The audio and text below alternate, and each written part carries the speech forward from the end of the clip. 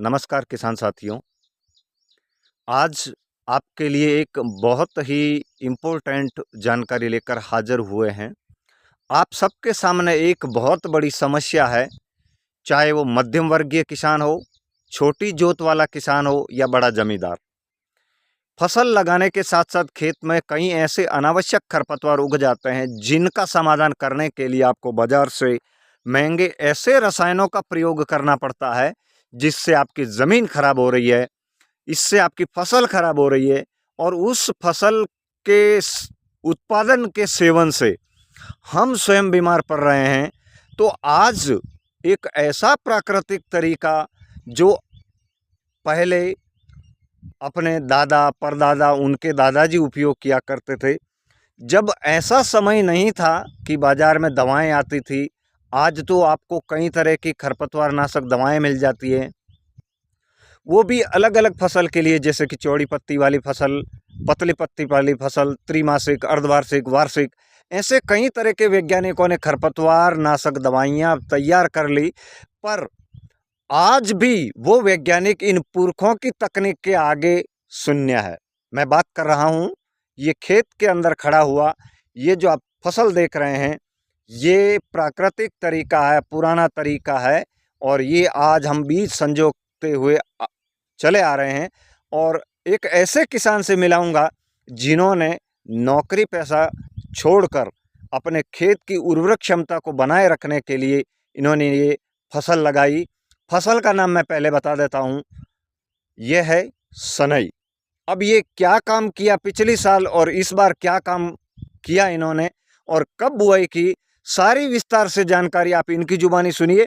Mobile के ऊपर चल रही वीडियो को आप बिना स्क्रिप्ट किए पूरा देखिए। इनकी एक एक बात में इनका परिणाम, इनके तजुर्बे हैं, तो आप इनसे जानिएगा।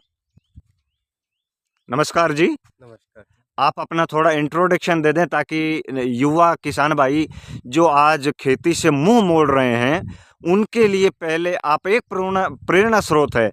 तो आपकी लाइफ पर थोड़ा प्रकाश डालते हुए आप खेती में क्यों आए, इस बताइए।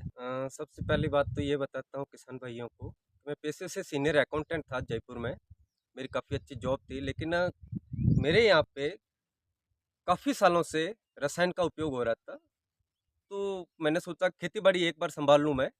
तो मैंने सबसे पहले प्राकृतिक रूप से, जो आप जैविक तरीके से नियंत्रण करना चाहते हो इसमें ज़मीन पे, तो वो करना। अच्छा, तो सबसे पहले मैंने यहाँ की जांच कराई, मिट्टी की सॉइल टेस्ट कराया, तो 0.28 जैविक कार्बन था।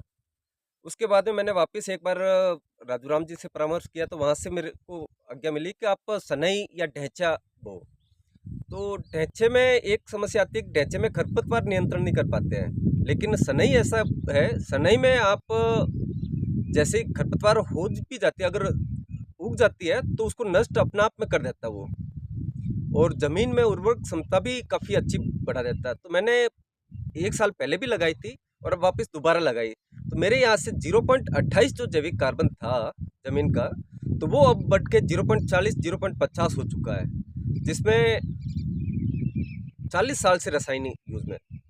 और मैंने ये सबसे पहले यही किया कि ये सनई बोई जाए, और सनई काफ़ी लाभदायक है। और ज़मीन के लिए मैं कहता हूँ एक रामबाण इलाज कहा जा सकता है, जिससे खरपतवार नियंत्रण भी हो जाता है इससे, प्लस सॉइल भी आपकी ज़मीन जो मिट्टी है काफ़ी उपजाऊ हो जाती है। गोपाल जी, आपसे किसान और सलाह करनी चाहेंगे कि वास्तव में इसका परिणाम ऐसा है क्या? एक बार आप चलते-चलते अपने मोबाइल नंबर दे दीजिए ताकि कोई किसान आपसे सीधा संपर्क कर सके। हाँ, इससे 101% मैं श्योर हूँ कि नियंत्रण होता है।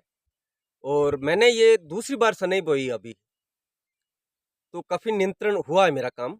और मेरे नंबर है, मोबाइल नंबर 8955511192। किसान साथियों, गोपाल जी ने अपना मोबाइल नंबर भी दिया है, आप इनसे संपर्क कीजिए। वास्तव में वैज्ञानिक किसानों की उस कला के आगे शून्य नज़र आ रहे हैं, क्योंकि अब अत्याधुनिक ज़माना, किसानों को अत्याधुनिक तरीके से खेती करनी है और ये जो पुरखों का तरीका अत्याधुनिक था, पर उनके पास किताबी ज्ञान नहीं था। तो इस प्रकार खेत में जितने भी खरपतवार उगा करते थे, क्योंकि सबसे जिद्दी खरपतवारों में किसान के खेत में या तो दूब घास है या मोथा घास। इन दोनों ही जिद्दी खरपतवारों का अगर आपको सर्वनाश करना है तो आप अपने खेत में एक बार से अधिक खेत के अंदर बीज की बिजाई करें, जो कि गोपाल जी ने अपने फार्म पर सने की बिजाई की है। गोपाल जी, आप बताइए, एक बीघे में जो 132 बाई 132 का बीघा होता है, आप 2 साल से सने के बीज की बिजाई कर रहे हैं।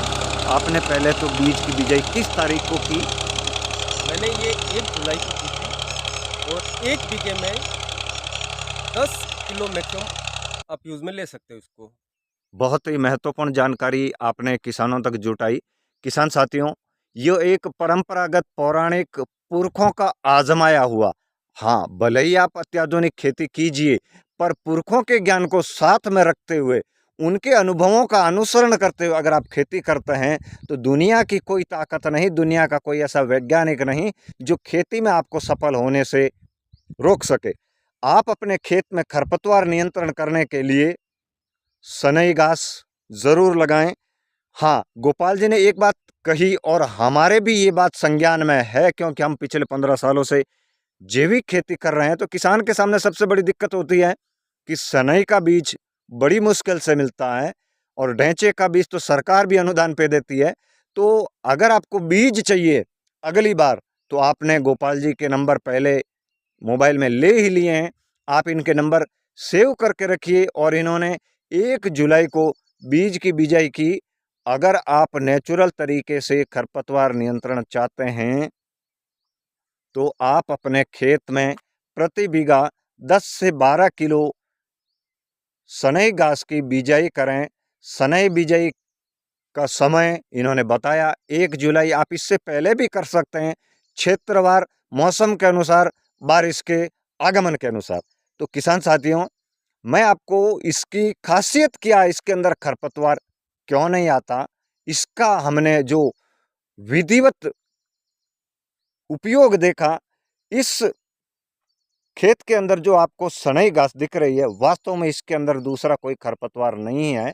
जब ये धीरे धीरे बड़ी होकर 30 दिन की हो जाती है और ये फसल सीधी सूरज की रोशनी से जैसे ही बढ़ने लगती है, उसके बाद भले ही बरसात ना आए, ये फसल परिपक्व हो जाती है और इसकी तासीर होती है, इसका गुण होता है कि इसके अंदर जो भी इसके नीचे खरपतवार अगर उग भी गया तो थोड़े दिनों के बाद अपने आप ही खत्म हो जाता है, बीज आने से पहले। तो इस प्रकार आप अपने खेत में खरपतवार नियंत्रण जरूर करें। अगर आपको वीडियो अच्छा लगा और किसान खरपतवारों से परेशान हैं तो आप गोपाल जी से संपर्क करें, हमसे भी संपर्क करें, हम आपको ये बीज पहुंचाने का काम करेंगे। आप अपने खेत को स्वस्थ बनाएं, रोग मुक्त बनाएं, रसायन मुक्त रहें, शुद्ध आहार